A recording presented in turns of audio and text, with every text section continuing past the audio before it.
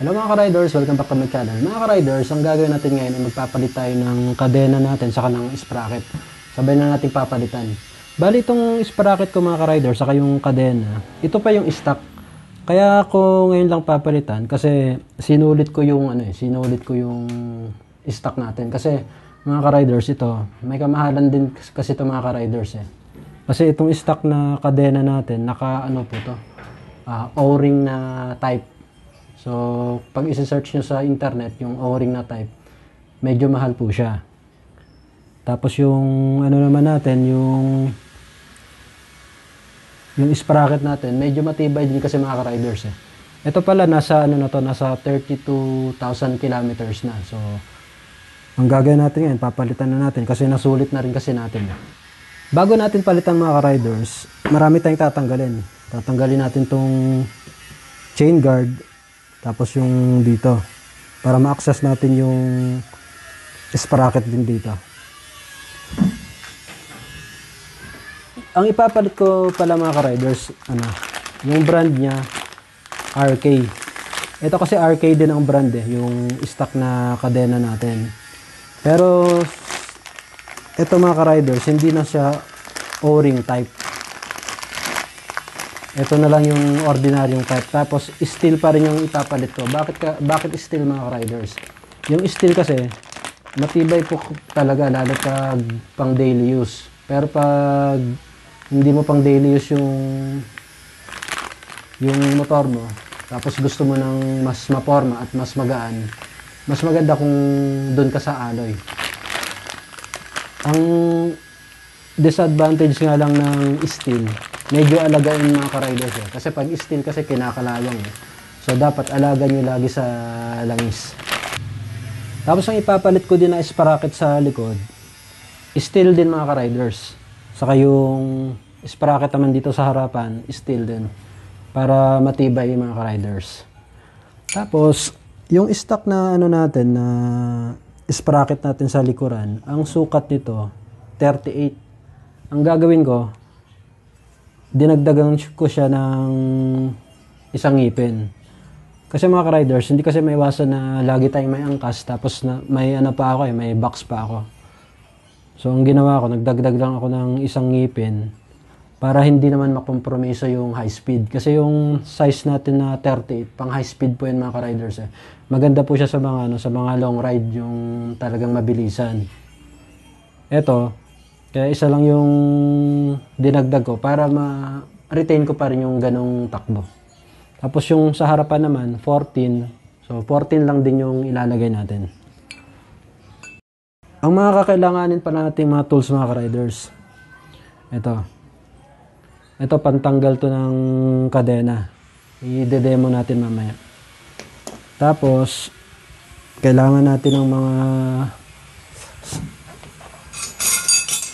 mga yabe, mga socket.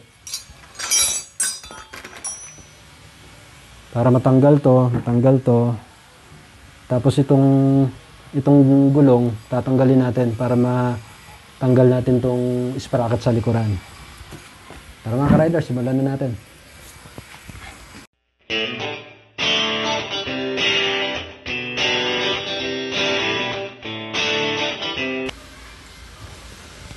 Sa pagputol mga ka-riders, itong rivet niya, kasi itong kasi natin, itong stock na kadena natin, wala kasi itong mga ka-riders eh, walang link, walang master link.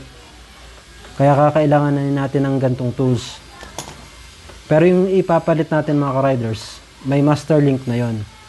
Kung sa tibay kasi mga ka-riders, mas matibay po yung rivet type eh. So ito mga ka-riders, hindi natin makikita yung original na pinagdugtungan nito eh. Mahirap ma-distinguish. So ang gagawin lang natin, hahanap na lang or puputol na lang tayo ng kahit alin dito. So ito mga ka-riders, ito na lang yung natin. Yan mga ka-riders, para maiwasan na gumalaw-galaw, mas maganda kapag ilagay natin siya sa premera para lang ma-stable yung galaw nung kadena natin.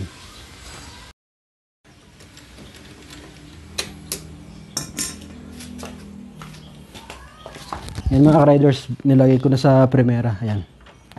Para naka-steady yung kadena. Yan mga riders. Ang gagawin natin, tulad ng sinabi ko kanina, itatapat lang natin yung ngipin ng tool na to dun sa rivet. Ito.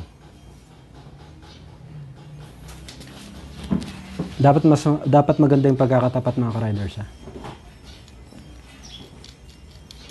Ito, para i-adjust mga riders, itong andito sa pinakadulo niya, pag iikutin mo yan, yung ngipin yung gagalaw. Tapos ito naman, pag inikot mo naman yan, ang gagalaw, itong mismong bakal. Kaya, kung papansin nyo, may lalabas dyan. Oh. Ayan.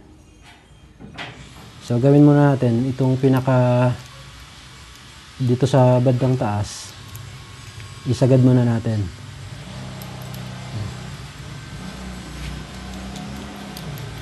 Tapos ito yung iikutin natin.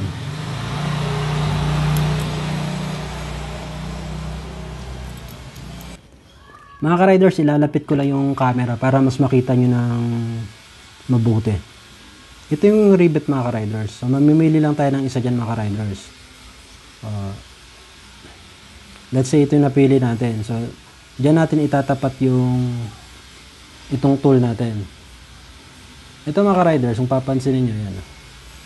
May parang groove siya dyan saka sa kabila. Yan yung magiging guide nyo na nakatutok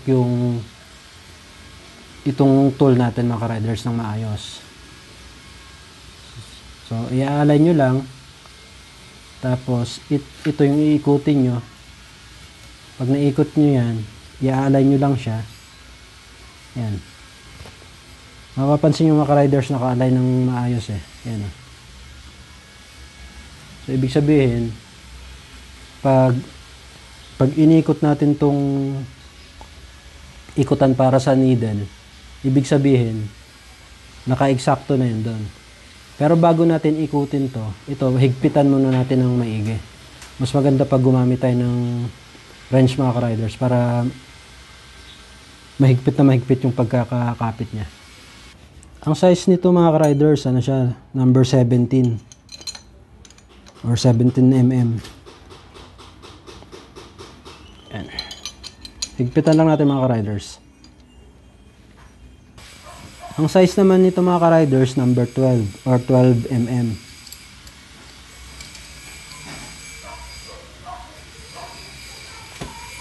Alalayan natin mga ka-riders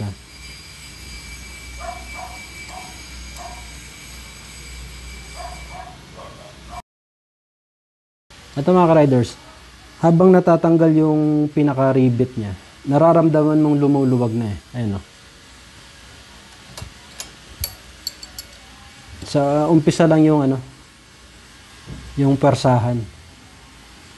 Pero pag naitulak na niya yung sa kabila, yung dito sa unahan, madali na lang siyang ikutin.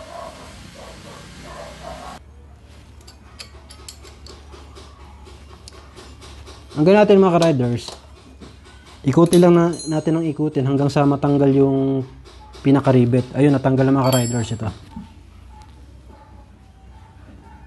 Ayan. Yung natanggal na siya mga ka-riders, pwede nating luwagan. Ito, luluwagan na natin to. Ayan.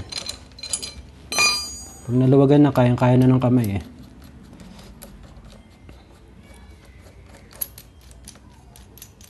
Ayan. So, ito na yung tatanggalin natin mga ka-riders. Ayan. So, natanggalan natin siya. Yan gagawin natin, tuluyan na natin siyang tatanggalin.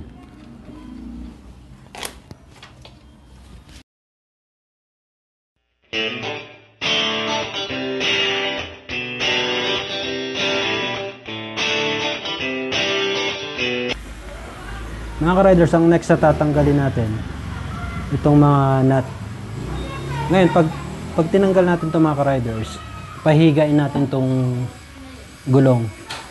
Mas maganda pag may protection yung ano, itong sa disc brake natin. Ang gagamitin natin ay yung lumang gulong. Ito. Kung wala kayong lumang gulong mga ka-riders, maghanap na lang kayo ng ano, ng mapapatungan nito na maprotektahan tong disc brake natin. Para matanggal itong mga ka-riders, kakailanganin natin ng size 12 na socket.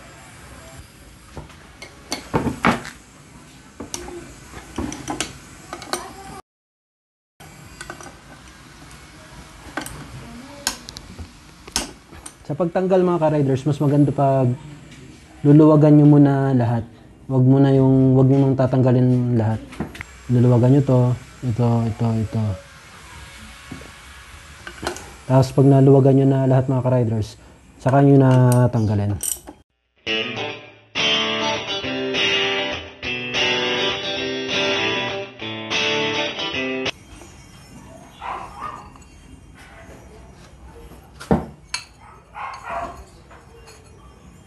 Ayan. So, ito na yung natanggal natin mga ka-riders. So, ibabalik na natin yung, or ilalagay na natin yung bago. Ito mga ka-riders, ito na yung ilalagay nating bago.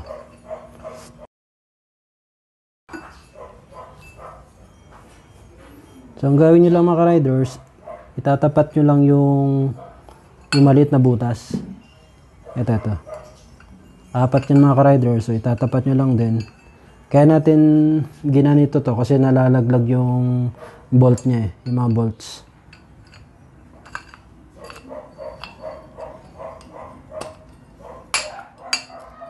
Yan. Yung may pangalan mga ka-riders, ito, yung may pangalan dito. Ito yung nandito sa bandang labas.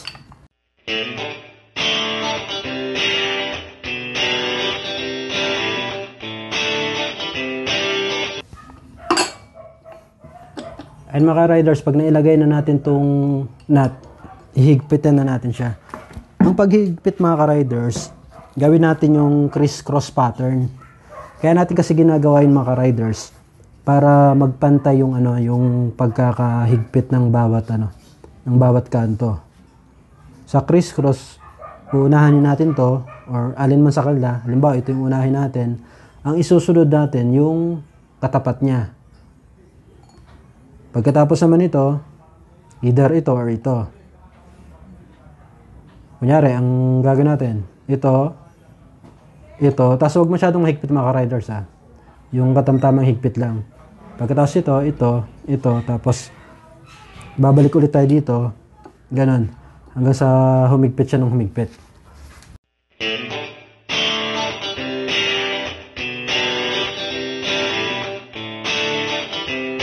Ayun mga ka-riders, pagkatapos natin higpitan, pwede natin ibalik to. Tapos yun naman yung papalitan natin.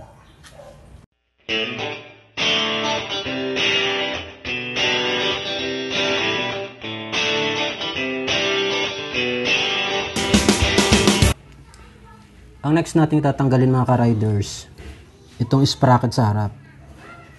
Ngayon ang gawin natin mga ka-riders, ilagay din muna natin sa primera para ma-stock siya at matanggal natin to.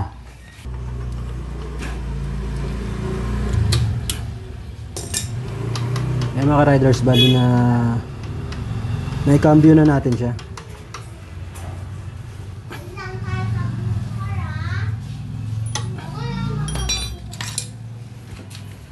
So tatanggalin natin siya mga ka-riders gamit itong Allen wrench.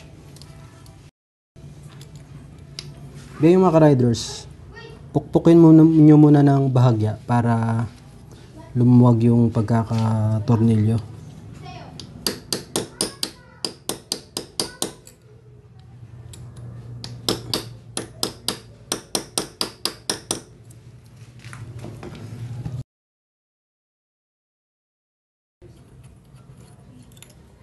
Guys, pag natanggal nyo na yung Allen bolt, tanggalin nyo naman tong lock nya dito.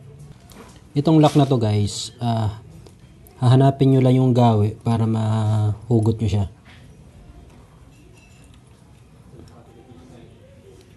Yun guys Tapos ito guys, tatanggalin na rin natin siya. Yan. Ito yung papalitan natin. Tapos guys, pagkatapos nating linisan to, pag ilalagay na natin to, mas maganda pag palitan na rin natin yung itong bolt nya. Kasi katagalan kasi naninigas to guys eh. Baka sa susunod nyo na palit, medyo mahirapan na kayong tanggalin to. Tapos yung ipalit nyo guys, stainless din guys ha. Nasa lang to, mga 12 pesos yung isang ganto.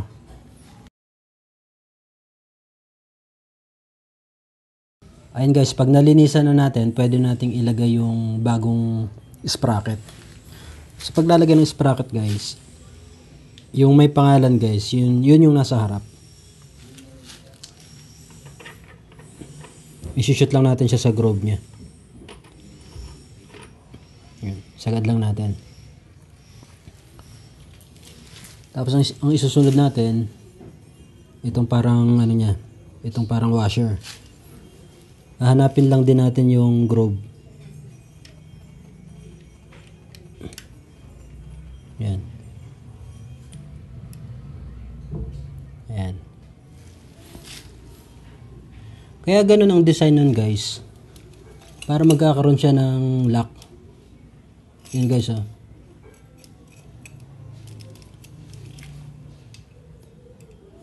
Bali ito yung may groove kanina, ito yung sumuksok dito. Tapos nung inikot natin siya, itinapat natin sa butas. Magsisilbing double lock na yan para hindi siya matatanggal ng basta-basta. Yan guys, yan. Hindi na siya matatanggal. Tapos saka natin ilagay yung bagong Allen bolt.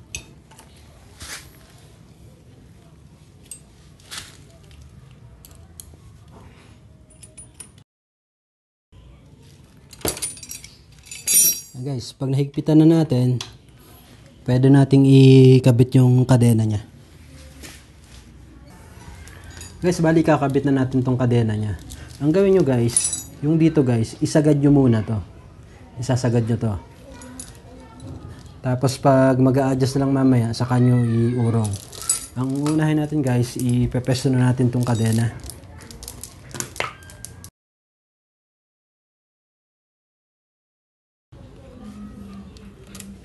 Ngayon guys, ang aim natin, itatapat natin yung link kung saan lalagyan natin siya ng master link. Ito yung master link. Ang puputulin natin dyan,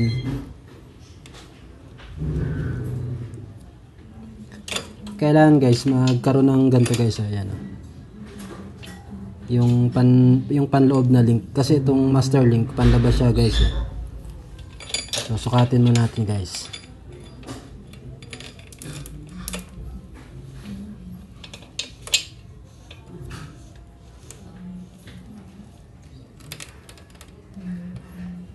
Ang puputulin ko guys, ito.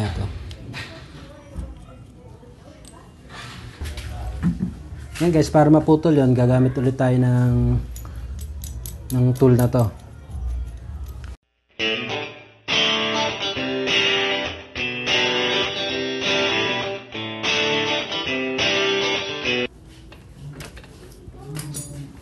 Ayan guys, bali natanggalan natin siya. Ang gagawin natin ngayon, ilalagay na natin yung master link niya.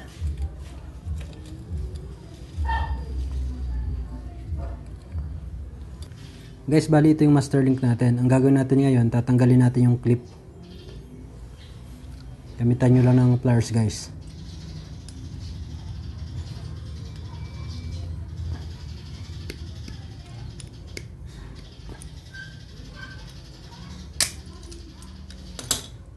Ito guys, ito yung magsisilbing lock niya mamaya.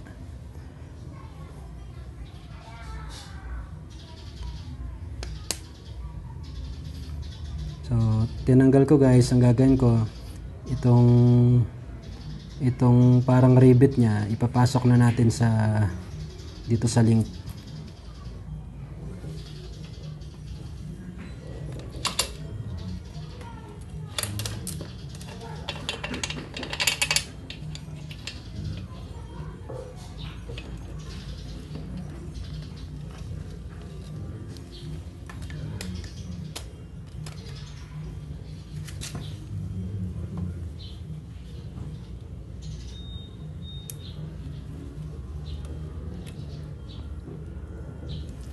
Guys, pag nailagay na natin, saka natin ilalagay itong pinaka-clip niya.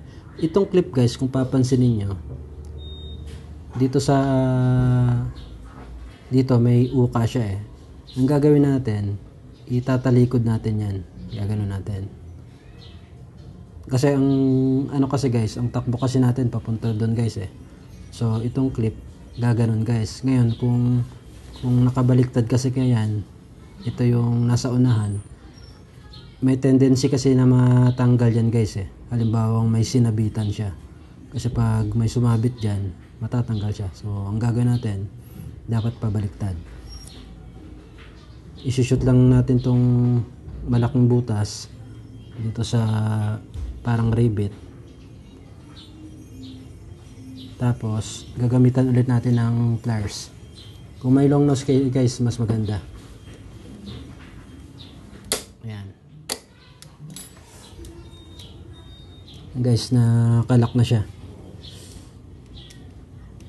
So ayan lang guys. Tapos mamaya, dahil may slack pa to guys, ang gagawin nyo lang, i-adjust nyo na lang to. Ayan guys, pag nailagay nyo na yung clip nyo, okay na yan.